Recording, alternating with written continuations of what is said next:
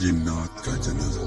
مسلمان جنات کی نماز جنازہ کی ایک سچی کہانی۔ یہ واقعہ پاکستان کے آزاد ہونے کے کچھ سال بعد کا واقعہ ہے۔ یہ واقعہ ضلع بھجر کے ایک گاؤں میں پیش آیا۔ ویسے تو ہم میں سے کوئی بھی جنات کے وجود سے انکار نہیں کر سکتا، بلا شبہ جنات کا وجود پوشیدہ ہے۔ اللہ پاک نے جنات کو انسان کی پیدائش سے قبل پردہ دے دیا، لیکن ہم میں سے پھر بھی کسی نہ کسی کا جنات سے بلا واسطہ جنات سے پارا پڑا ہے، اور ماننے والے باتوں کو یقین بھی رکھتے ہیں۔ حاجی صاحب اس گاؤں میں نئے تھے۔ پاکستان بننے سے کچھ عرصہ بعد ایک گاؤں میں رہا کرتے تھے، لیکن اب بکھر گئے گاؤں میں آ کر آباد ہو گئے۔ گاؤں کے لوگ ہی دنیاوی تعلیم سے واقف تھے، ورنہ اکثریت لوگ قرآن پڑھے ہوئے تھے۔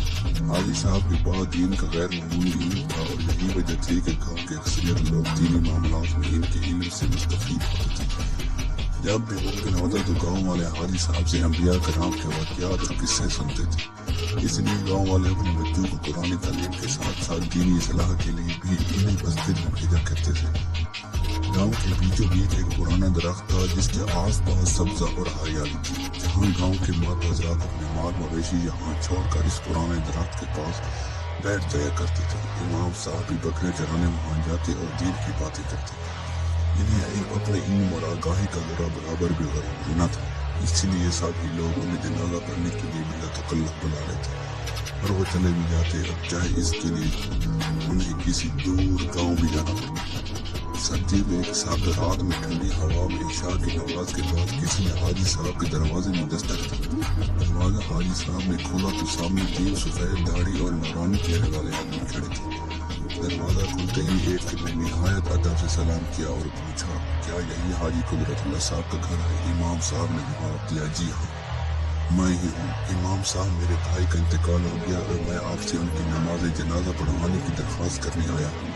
وہ آپ کی دینی علوم پر مربوط گرفت اور مخلوق کی دسترست کی وجہ سے آپ کو انتہائی پسند کرتے تھے، اور ان کی یہ خواہش تھی کہ آپ ان کی نماز جنازہ پڑھائیں۔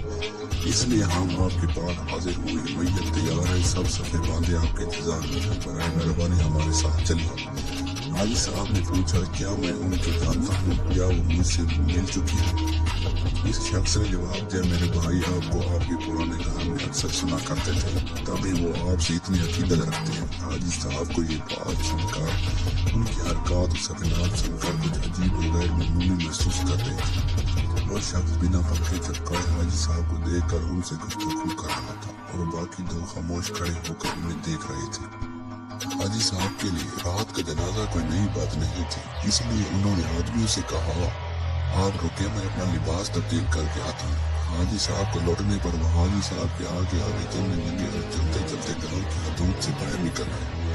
ان کی حیرت انگیز رفتار کے ساتھ حاجی صاحب کو ان کے ساتھ چلنے میں کافی دشواری ہو رہی تھی۔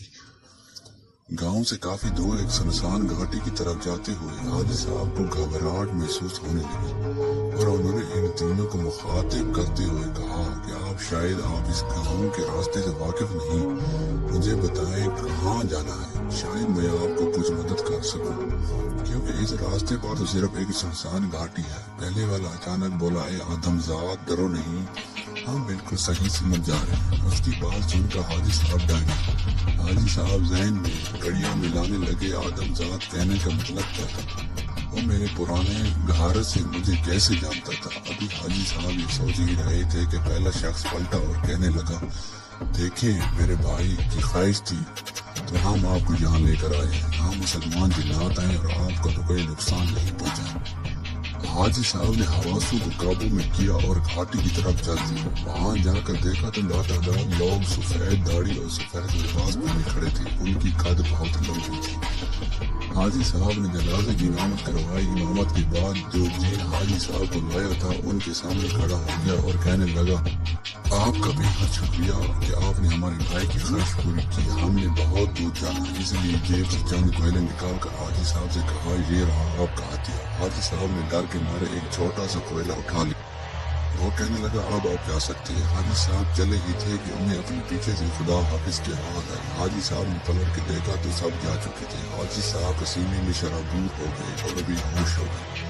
ہوش آیا تو گھر میں تھے۔ ان کی اہلیہ نے بتایا کہ آپ کے گھر کے دروازے پر بھی ہوش ہو گئے تھے۔ حاجی صاحب کو کوئلے کا خیال آیا، انہوں نے وہ نکالا تو وہ ہیرا تھا۔ وہ کبھی اس واقعے کو بھلا نہیں پائے۔